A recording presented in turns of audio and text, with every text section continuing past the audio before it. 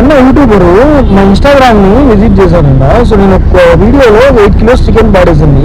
So నిజంగా కాదా వీళ్ళ దగ్గర ఇంత టేస్ట్ ఉంటుందా లేదా ఇంత హైప్ ఇస్తున్నారని ఒకసారి చేసామని చూద్దామని వచ్చారు. ఆయన అప్పుడే మేము రివ్యూ అడిగాము ఎలా ఉందా ఫుడ్. సూపర్ నాని. అదే పదిగా కడపకి వచ్చాను. కడపకి వస్తే ఒకసారి మా స్నాక్ సిటీ రెస్టారెంట్ విజిట్ చేయడానికి చెప్పారు. సో నేను అదే పదికి వచ్చాను. బాగుంటుంది, షోర్మా బాగుంటుందని చెప్పారు, అలానే పిజ్జా బాగుంటుందని చెప్పారు. ఒకటే కాదు అన్ని బాగున్నాయి. నీకు ఏదైనా దీంట్లో నచ్చిన ఐటమ్ ఏదైనా ఉంది? జెన్యున్ గా చెప్పు, మా ఫాలోవర్స్ అడుగుతా ఉంటారు. నాకు నచ్చింది అయితే పిజ్జా నచ్చింది. Pizza highlight. మళ్ళీ దాని తర్వాత మెయిన్ ఎవరైతే పాప్కార్న్ బర్గర్ 9 వేరే లెవెల్స్. దాని గురించి మర్చిపోయింది అసలు.